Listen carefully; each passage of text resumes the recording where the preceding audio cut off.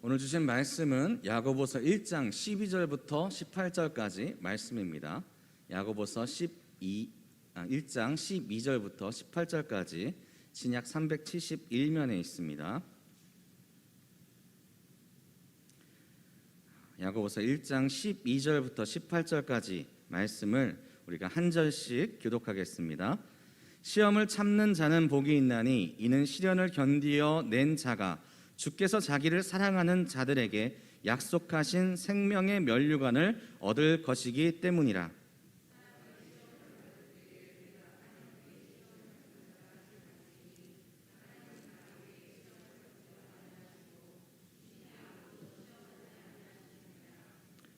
오직 각 사람이 시험을 받는 것은 자기 욕심에 끌려 미혹됨이니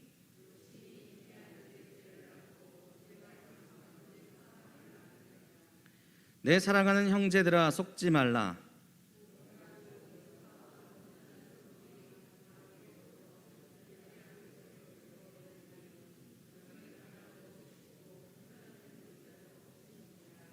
함께 읽겠습니다.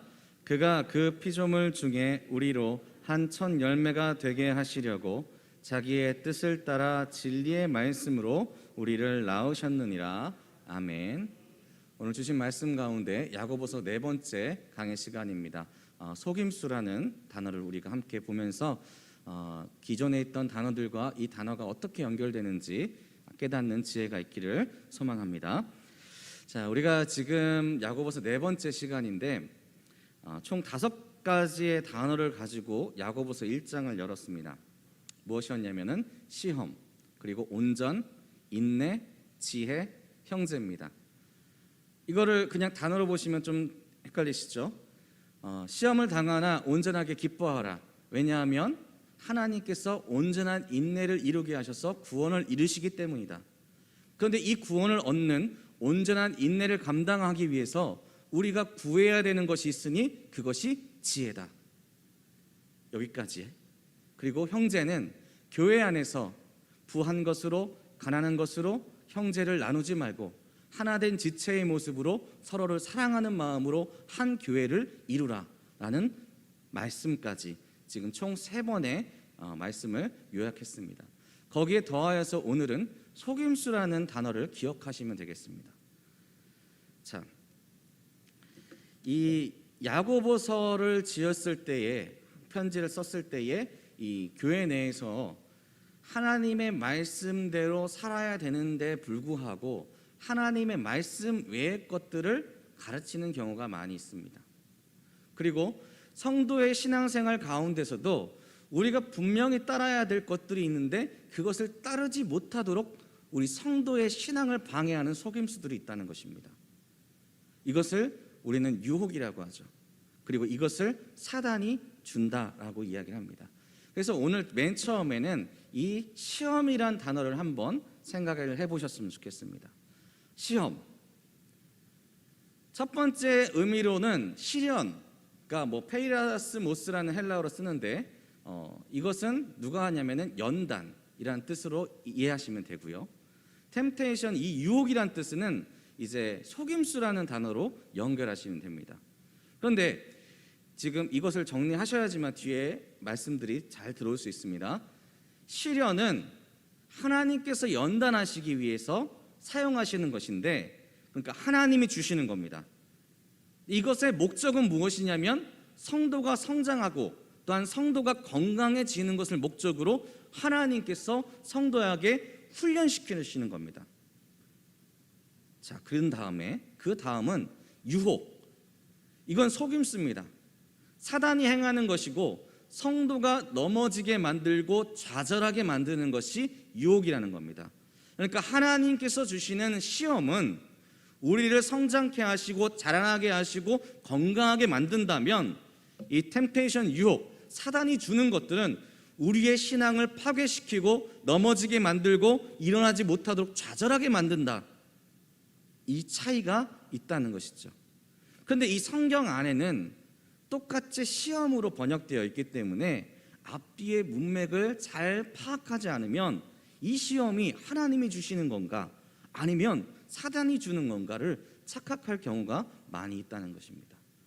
그래서 오늘은 이 시험에 대해서 조금 더 깊이 들어가 보려고 합니다. 오늘 본문입니다. 우리 함께 읽어보겠습니다. 시작.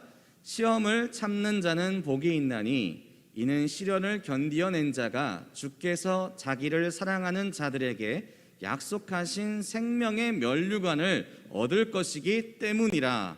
아멘. 자, 이 말씀은 야고보서 1장 2절과 연결해서 보시면 되는데 1장 2절에는 이렇게 말씀합니다. 내 형제들아 너희가 여러 가지 시험을 당하거든 온전히 기쁘게 여기라. 근데 우리가 2절을 볼 때에 이 시험이 누구한테서 온 시험이라고 했을까요? 하나님께로부터 온 시험입니다. 자, 그렇다면 오늘 이 12절에 있는 이 시험에 대한 내용을 보시자면 시험, 그 다음에 어떤 사람이 나오죠? 참는 자가 나옵니다. 다른 말로는 인내하는 사람. 시험이 나한테 닥쳐왔을 때, 시험이 내게 주어졌을 때에 참고 인내하는 사람은 복이 있다라고 오늘 12절에는 말씀하고 있다는 거죠. 그리고 나서 12절 하반부에는 시험이 시련으로 바뀌고 참는 자가 견디어낸 자, 그 다음에 복이 있다가 생명의 면류관으로 내용이 변환이 됩니다. 그러니까 두 개가 같은 내용이 반복이 됐을 뿐인데, 반복이 됐는데 단어만 변한 겁니다. 그런데 이 생명의 면류관을 누가 주십니까? 하나님이 주시는 거죠. 그래서 이 12절에 나오는 시험은 하나님께서 주시는 겁니다. 그래서 이 내용을 보시면은 시험을 견디어낸 자에게 복을 주신다고 했는데 그 복이 무엇이냐면 생명의 면류관이다. 하나님이 주시는 시험 뭐라고 말씀드렸을까요? 성도를 세우는 것, 성도를 건강하게 만드는 것. 그러니까 성도는 하나님께서 내게 시험을 주시면 감사합니다. 하나님, 내가 이 시험을 이겨내 하나님께서 내게 주시고자 하는 복을 받겠습니다. 그래서 온전한 기쁨을 이루어야 된다는 것이죠. 그런데 이 12절의 시험과 동일한 단어가 13절에 나온다는 겁니다. 사람이 시험을 받을 때, 자, 우리 13절을 함께 읽어보도록 하겠습니다. 시작. 사람이 시험을 받을 때에 내가 하나님께 시험을 받는다 하지 말지니 하나님은 악에게 시험을 받지도 아니하시고 친히 아무도 시험하지 아니하시느니라. 아멘. 자, 보시면은 12절에도 시험이 나오는데 13절에도 시험이 다시 나옵니다. 그런데 이 뒤에 나오는 내용이 다르다는 거죠. 시험을 받을 때에 내가 하나님께 시험을 받는다 하지 말라라고 이야기하죠. 그리고 하나님은 악에게 시험을 받지도 않고 친히 누군가를 시험하지도 않는다는 겁니다. 그러니까 이 시험은 하나님께서 하시는 시험이 아니다라는 뜻이죠. 그래서 지금 있는 시험은 하나님이 주시는 시험 아니다. 그럼 누가 주는 시험이냐면 바로 사단이 주는 유혹이라는 겁니다. 그래서 12절과 13절을 같이 둠으로 인해서 서로 하나님이 주시는 것은 성도를 세우는 것, 사단이 주는 것은 성도를 낮추는 것, 이것을 분명하게 야고보 사도는 이야기하고 있다는 겁니다. 근데 문제는 이겁니다. 이것을 구분하기가 너무나 힘들다는 거죠. 하나님이 하시는 시험은 유혹이 아니라는 겁니다.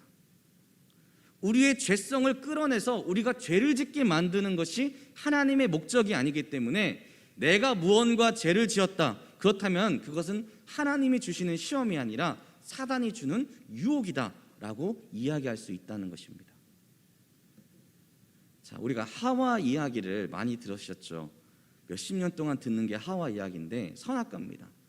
창세기 3장 1장 상부에 보면 그런데 뱀은 여호와 하나님이 지으신 들짐승 중에 가장 간교하니라. 우리가 뱀을 사단이라고 이야기하고 있죠.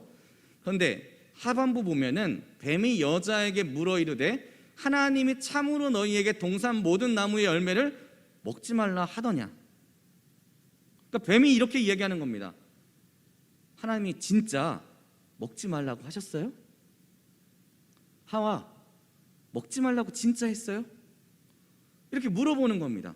근데 이 물음이 있기 전까지는 하와의 마음속에 흔들림이 있었을까요? 없었다는 거죠. 이 사단이 하나의 말을 내던졌을 뿐입니다. 진짜야? 진짜로? 하와가 얘기합니다. 먹으면 죽는다. 그랬더니 뱀이 여기 이 물결에다가 한 번 더 물결을 크게 내줍니다. 결코 죽지 아니하리라. 죽지 않아요. 하나님을 거짓말하는 분으로 바꿔버린 겁니다. 자, 유혹이 계속됩니다. 너희가 그것을 먹는 날에는 너희 눈이 밝아져 하나님과 같이 되어 선악을 알 줄 하나님이 아심이니라. 그러니까 사단의 유혹은 어떤 의미가 있냐면 우리 안에 하나님을 가장 높은 곳으로 모시려는 우리의 참된 신앙을 밑에서부터 흔들어 버리는 겁니다. 하나님이 너한테 말씀하셨던 거 거짓말이야. 하나님 너한테 피해 주려고 지금 작정하셨어. 하나님이 지금 너한테 하는 일들을 봐. 괴롭지? 귀찮지? 하나님도 네 상황 다 알고 있는데 이럴 거야 라고 사단이 유혹하고 있다는 거죠. 그러니까 이 유혹을 받은 다음에 하와의 눈이 바뀌는 겁니다. 그전까진 선악과는 하나님께서 명령하셔서 먹지 말아야 될 하나님 명령이 우선인 과일이었다면 이제부터 그 나무를 본즉 먹음직도 하고 보암직도 하고 지혜롭게 할 만큼 탐스러워 보이기 시작하는 겁니다. 그래서 어떻게 됩니까? 그 여자가 하와가 그 열매를 따먹고 자기와 함께 있는 남편에게도 주니까 이 죄는 특이하게도 혼자 죽지 않습니다. 번식력이 강해서 옆에 있는 사람도 죄를 짓게 만든다는 거죠. 그래서 그도 먹은지라. 이 유혹에 관련된 이 내용 보시면 유혹과 하나님의 시험이 얼마만큼 차이가 있다는 것을 깨닫게 될 겁니다. 사단이 주는 유혹은요 분명합니다. 하나님의 자리를 빼앗을 수 있도록 사람을 인도하는 것. 우리의 신앙에서 가장 중요한 것은 우리의 믿음의 대상인 하나님께서 우리의 어떤 것보다 우리의 삶에 소유하고 있는 물질보다 명예보다 내 생명보다 더 귀하신 분이라는 것인데 사단은 가장 살짝 살며시 그게 아니라고 이야기하는 것이죠. 굳이 하나님한테 왜 그 자리를 내어줘야 되냐 이렇게 이야기한다는 겁니다. 그래서 이것이 유혹이고 우리를 사망으로 이끌게 만드는 것이라는 것이죠. 자, 우리 15절을 한번 같이 읽어보시겠습니다. 시작.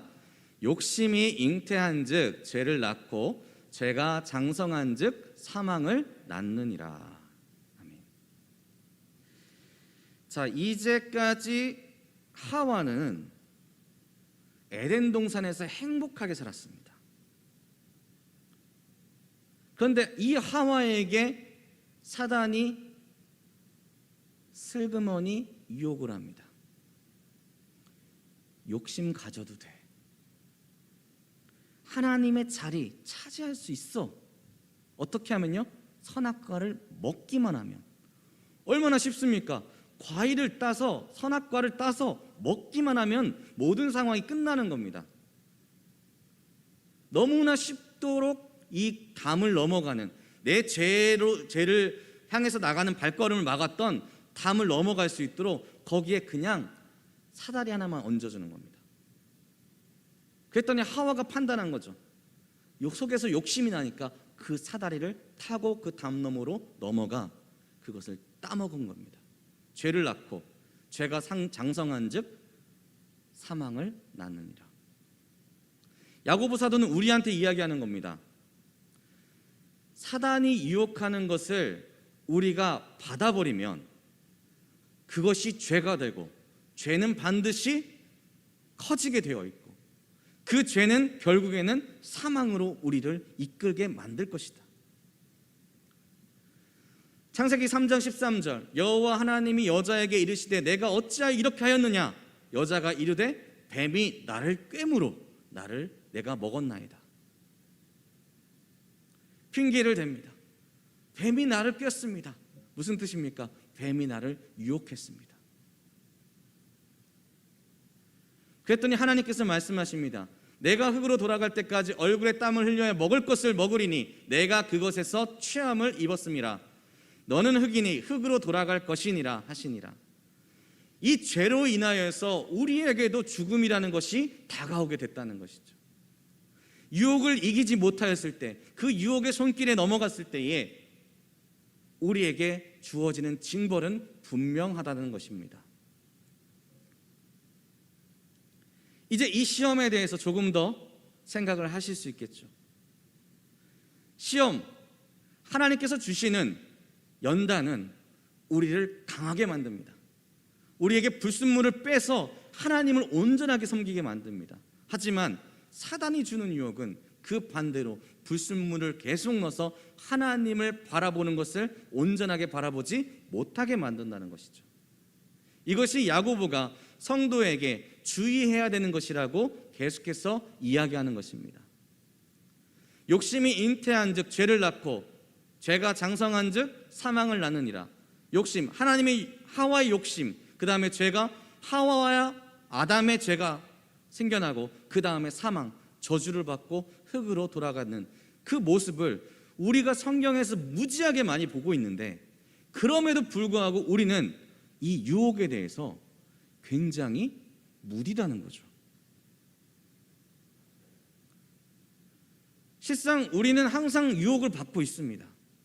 매일같이 매 순간마다 사단은 쉬지 않기 때문에 여러분의 마음 가운데 하나님 외에 사랑할 것들을 계속해서 갖다 바치는 겁니다. 하나님 생각하려고 하면 하나님의 생각을 막으려고 더 좋은 걸 생각해야지, 왜 굳이 하나님, 어차피 구원받았잖아, 믿었으니까 굳이 내가 지금 하나님을 위하여서 헌신하고 봉사해야 돼? 믿었잖아. 이런 잘못된 거짓을 통하여서, 속임을 통하여서 우리의 신앙을 흔들어 버리는 일들이 끊임없는데, 그럼에도 불구하고 우리는 인지를 하고 있지 않습니다. 왜 그러냐면 죄의 특성 때문입니다. 죄는 자라나기 때문이죠. 만약에 우리가 하나님을 온전하게 바라보고 있지 못한다는 것을 인식하신다면 우리는 재빨리 그 죄를 떨쳐낼 준비를 하셔야 된다는 겁니다. 계속해서 말씀을 보면은 이게 스노우볼 효과라는 것이 있습니다. 그림은 잘 안 보이겠지만 언덕이 있으면 맨 위에 눈덩이 쬐그만 것, 제 주먹만한 것을 하나 얹어놨다고 생각하시고 그것을 굴리는 순간 이 눈덩이가 어떻게 될까요? 점점 커질 거죠. 그리고 나서 그 언덕 맨 끝에서는 감당할 수 없을 만큼 커지는 겁니다. 죄의 특성이 이렇다는 겁니다. 근데 이 눈 자그마한 덩기를 누가 놓았을까? 사단이 놓습니다. 우리한테 유혹하기 위해서.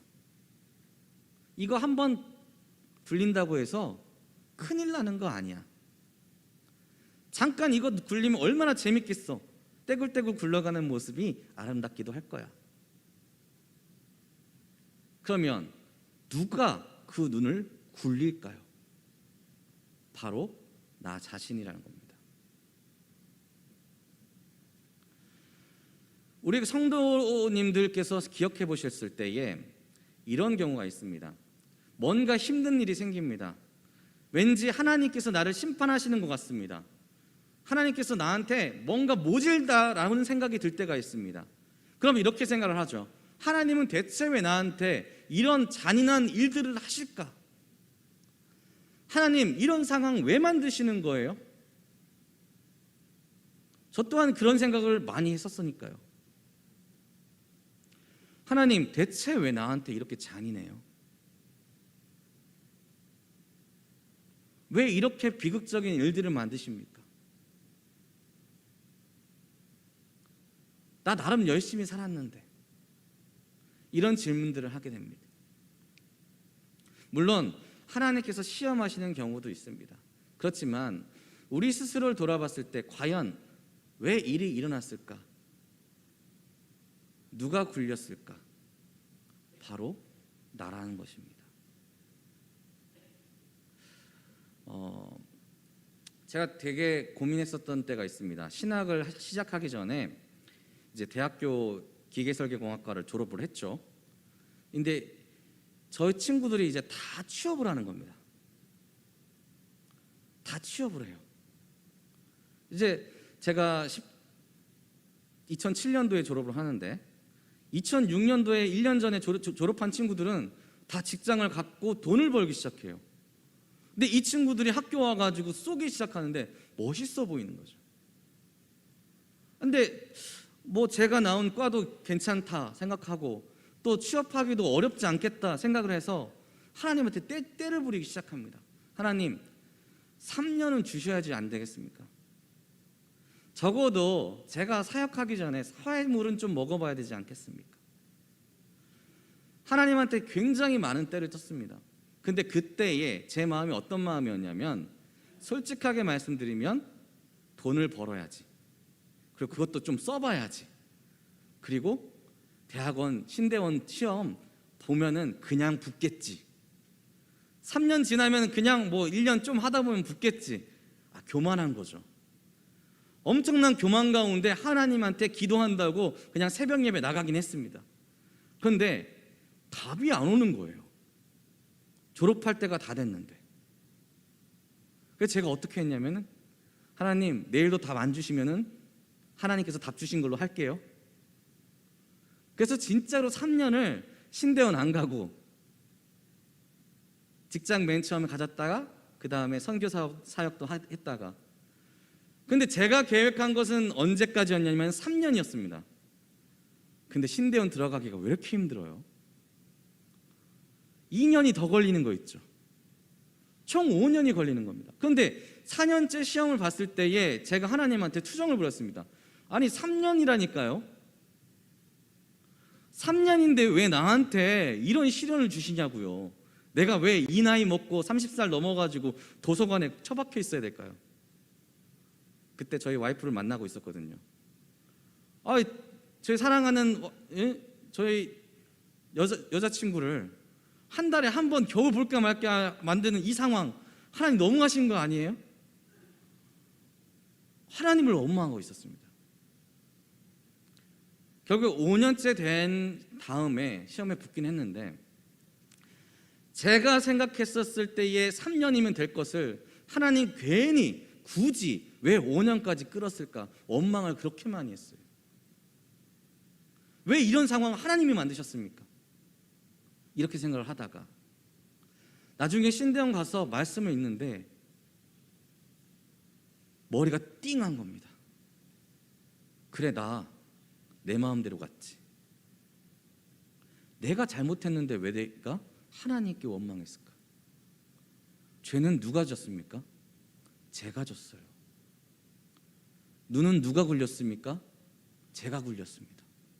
제 손으로 직접 그 눈은 잘 뭉쳐서 사단이 잘 넣은 거 제가 굴렸다는 겁니다. 그런데 저는 2년 내내 도서관에서 하나님 욕을 그렇게 많이 했습니다. 하나님 왜 이렇게 잔인해요? 하나님 왜 이런 상황을 만드셔요?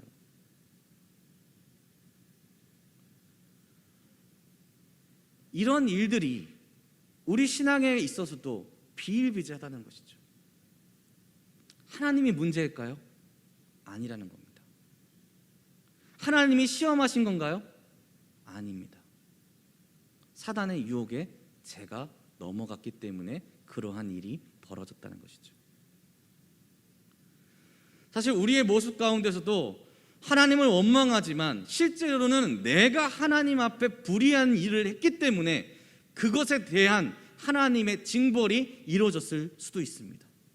그런데 우리는 날마다 자신의 죄를 돌아보기보다는 남한테 핑계대는 일들을 더 많이 한다는 것입니다. 하와가 뭐라고 이야기했습니까? 뱀이 나를 꿰물어. 내가 따먹은 게 아니에요. 내가 먹고 싶어서 먹은 게 아니에요. 뱀이 나를 꿰물어. 하나님한테 변명하는 하와의 모습이 저의 모습이었고 어쩌면 우리의 모습이었다라고 말씀드릴 수 있다는 것입니다. 하나님은 문제가 없으신 분이십니다. 그래서 야고보 사도는 우리한테 이야기합니다. 내 사랑하는 형제들아, 속지 말아라. 하나님이 주시는 놀라운 은혜와 은총만 있을 뿐이지 하나님으로부터 오는 좌절과 절망은 없다라는 것입니다. 속지 말아라. 사단의 유혹에 속지 말고 내 자신의 유혹에 속지 말라는 것입니다. 우리는 사단에게도 속지만 우리 스스로에게도 속습니다. 사랑하는 성도 여러분, 어떻습니까? 이 정도는 괜찮지 않습니까? 이 정도 열심히 내가 여태까지 했는데 이거 조금 잘못한 게 뭐가 문제입니까? 나 자신에게 계속해서 위안을 삼고 내가 잘못한 거 이거 정도는 하나님 눈 감아줄 수 있잖아요. 회개하기보다는 하나님을 원망했던 때가 우리 안에 너무나도 많았다는 것을 우리는 고백해 봅니다. 저는 이 고백이 있을 때에 우리한테 참된 회복이 있을 줄 믿습니다. 다윗의 얘기를 한번 해볼까요? 다윗은요, 위대한 왕이라고 계속해서 설교 중에 나옵니다. 위대하긴 위대하죠. 이스라엘 왕국을 공곡해 했고 적이 없었을 정도니까. 근데 이 다윗의 이야기를 보면은 그 중간중간에 굉장히 심각한 죄들이 있습니다. 유혹을 받고 범죄하고 회개하고 징벌받는 이 단계 가운데 다윗이 진 죄는요, 간음죄와 살인죄와 교만이 있습니다. 무슨 얘기냐면 밧세바 간음했죠. 살인은 우리아를 살해했습니다. 교만은 마지막 때에 인구조사를 합니다. 내가 이만큼 키운 나라, 하나님께서 하지 말라고 했음에도 불구하고 인구조사를 합니다. 그런데 이것이 율법적으로 봤을 때는요, 사형입니다. 범죄하였을 때의 그 율법적 형벌은 사형이었지만 하나님께서는 은혜의 하나님이셨기 때문에 회개하는 다윗에게 감형을 하셨습니다. 그런데 분명한 건 말입니다. 죄는요, 그 흔적이 남게 되어 있습니다. 그래서 자녀들이 죽습니다. 밧세바의 첫 번째 아들이 죽죠. 다말을 강간했던 첫째 아들이 죽습니다. 압살롬에 의해서 반역을 일으키게 됐고 그 압살롬은 또 가장 신임했던 장수에게 죽습니다. 자녀들의 강간 사건들도 일어나게 됩니다. 범죄함은요, 흔적이 남습니다. 그 흔적에 괴로워하는 것보다 다윗이 위대했던 이유는 단 한 가지입니다. 하나님께 회개했다는 것. 이것이 내가 지은 죄, 내가 손으로 쥐어서 내가 스스로 한 것이라는 것을 인정하고 하나님, 내가 잘못했습니다. 하나님, 내가 진심으로 잘못했습니다. 하나님, 나를 용서하소서. 이것이 다윗의 위대함이었다는 것입니다. 만약에 우리한테 그러한 일들이 있다면 우리는 당연스럽게 하나님께 회개해야 된다는 것입니다. 비록 그 죄로 인하여서 하나님의 징벌을 받을지언정 우리에게 필요한 것은 바로 회개입니다. 이것을 야고보는 우리에게 이야기하는 겁니다. 속지 말아라. 그냥 넘어가는 거 없다. 사단은 우리한테 이야기합니다. 사단은요, 하나님께서 구원하신다 하셨으니까 별일 없을 거야 라고 유혹합니다. 별일 없어. 하나님은 사랑의 하나님이신데 어떻게 그 자녀에게 징벌을 하실까? 사랑하는 성도 여러분, 하나님은 사랑의 하나님이시지만 공의의 하나님도 되심을 기억하셔야 됩니다. 하나님은 의로우신 분이기 때문에 용서는 하실 수 있습니다. 용서를 구했을 때 그 용서를 안 받아주시는 분이 아니십니다. 그렇지만 그 죄에 대해서는 하나님께서 분명하게 징을 치신다는 것이죠. 우리는 그렇기 때문에 하나님을 두려워할 줄 알아야 된다는 것입니다. 하나님을 바로 알아야 된다는 것이죠. 모르면요, 계속해서 하나님은 사랑의 하나님이야. 내 행동을요 주체하지 못하고 계속해서 죄악으로 달려가게 만들어버립니다. 우리는 분명하게 알아야 됩니다. 하나님이 어떠한 분이신지를. 자, 오늘 17절에 하나님이 어떤 분인지 나타납니다. 함께 읽겠습니다. 온갖 좋은 은사와 온전한 선물이 다 위로부터 빛들의 아버지께로부터 내려오나니 그는 변함도 없으시고 회전하는 그림자도 없으시니라.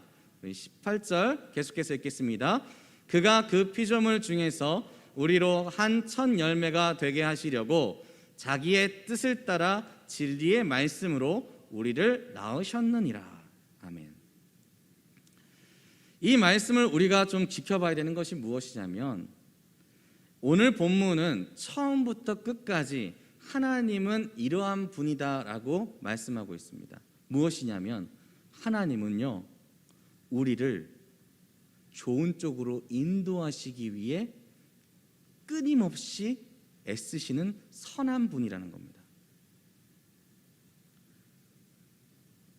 그래서 하나님께서 주시는 모든 것들은 온갖 좋은 은사고 진짜 온전한 선물이라는 것이죠. 여러분이 힘들게 되는 그런 시험일지언정, 시련일지언정, 하나님께서는요 그 시련을 통하여서 여러분을 더욱더 귀한 자리로, 존귀한 자리로 이끄신다는 겁니다. 이게 하나님이십니다. 우리가 원망할 뿐이 아니라 우리가 감사해야 될 분이 바로 하나님이시라는 거죠. 하나님은요 그 안에 범죄함 그리고 죄악이 1도 없으시는 분이죠. 그는 변함도 없으시고 회전하는 그림자도 없으시는 분입니다. 우리를 하나님의 존귀한 자리로 이끄시기 위해 하나님의 진리의 말씀, 복음을 선포해 주신 놀랍고도 놀라운 사랑의 하나님이 바로 우리 하나님이시라는 겁니다. 여러분, 이 하나님께 감사하지 않을 수 있겠습니까? 근데 우리의 입술에서 감사가 떨어져 갑니다. 왜 그럴까요? 사단이 유혹 중입니다. 사단은 하나님에게 그늘이 있다라고 속입니다. 사단은 계속해서 여러분에게 하나님은 불완전하다고 유혹합니다. 사단은 계속해서 여러분에게 하나님의 모습을 보이지 못하도록 방해합니다. 그래서 혹시나 우리가 말씀을 더디 보는 건 아닌지요? 혹시나 우리가 기도를 쉬게 만들지 않을까요? 저는 야고보서를 볼 때 항상 그런 느낌이 듭니다.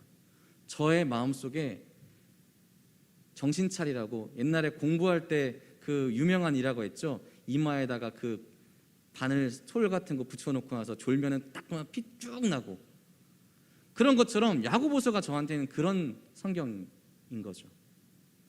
너의 믿음을 돌아보라. 하나님이 어떠한 분인지 아직도 지금 파악 못하고 있느냐? 하나님을 알기 위해서 애쓰고 힘쓸 때에 너의 신앙이 정상이 될 수 있다. 계속해서 저를 찌르는 말씀이 야고보서였습니다. 오늘 말씀 여러분에게 그런 말씀이 되길 소망합니다.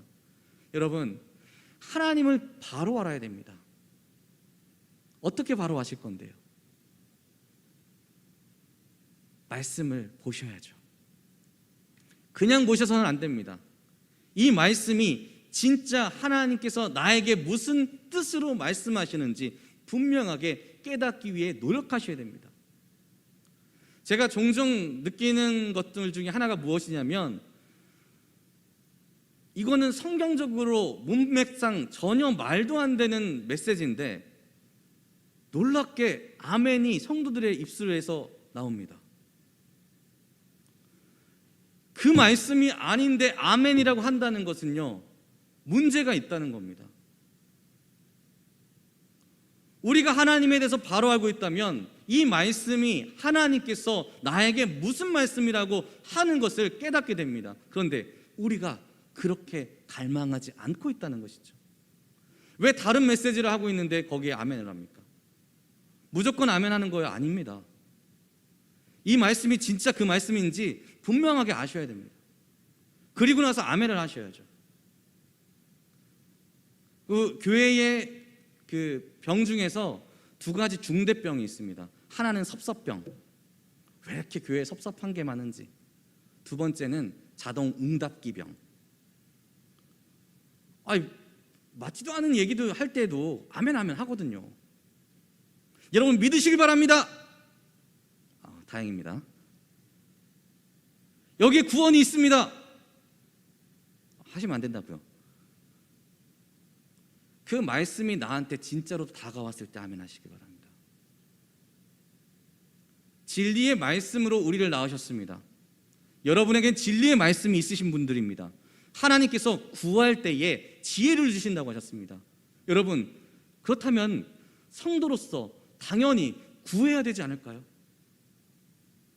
너무나 아쉬웠던 거죠. 우리는 왜 말씀을 더욱더 깊이 사모하지 못할까? 저는 준혜교회가 말씀을 좀 더 깊게 사모하는 복된 교회가 되길 소망합니다.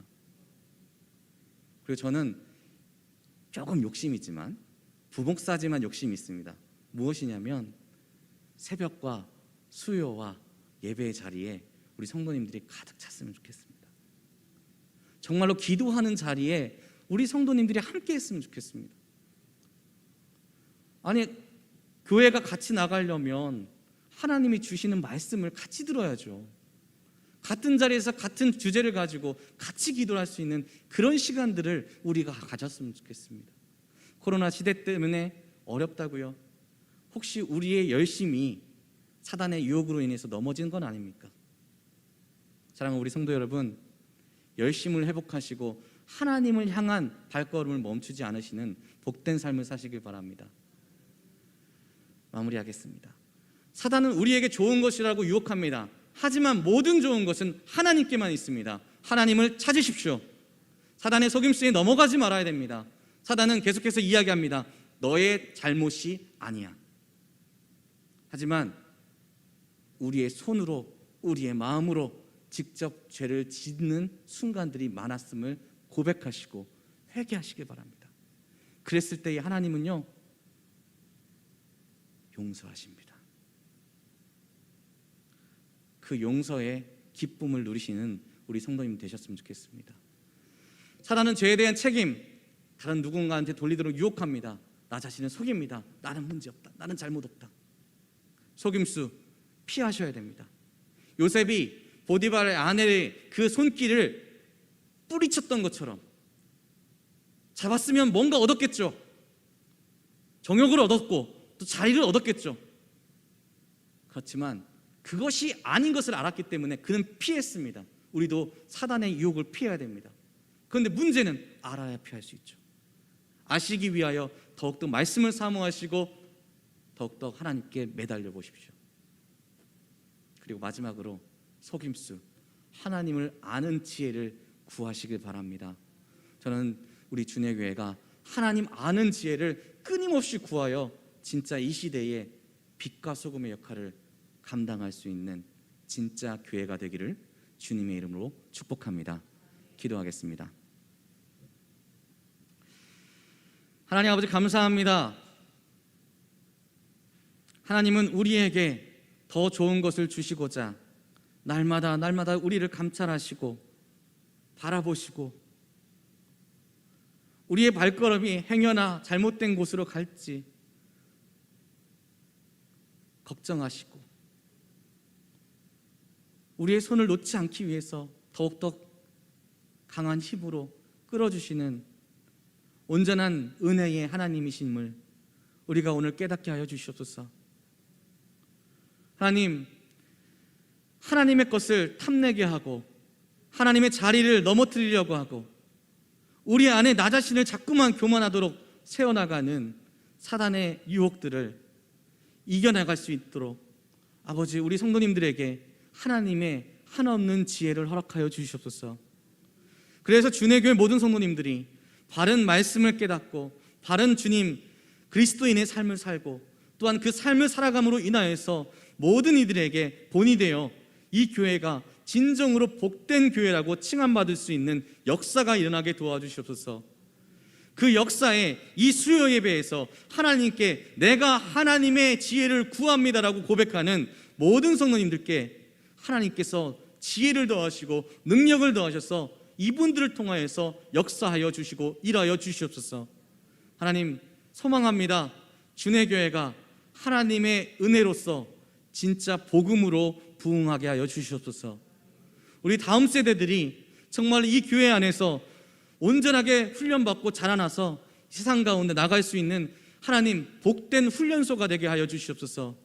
하나님 우리 사랑하는 주의 교회가 하나님의 사랑을 받아 정말로 아름답게 화목하게 교제하는 기쁨이 있는 교회가 되게 하여 주시옵소서. 주 안에서 세워짐을 받는, 격려함을 받는, 기쁨을 얻는 그런 교회가 되게 하여 주시옵소서. 감사하며 사랑 많으신 예수님의 이름으로 기도합니다. 아멘.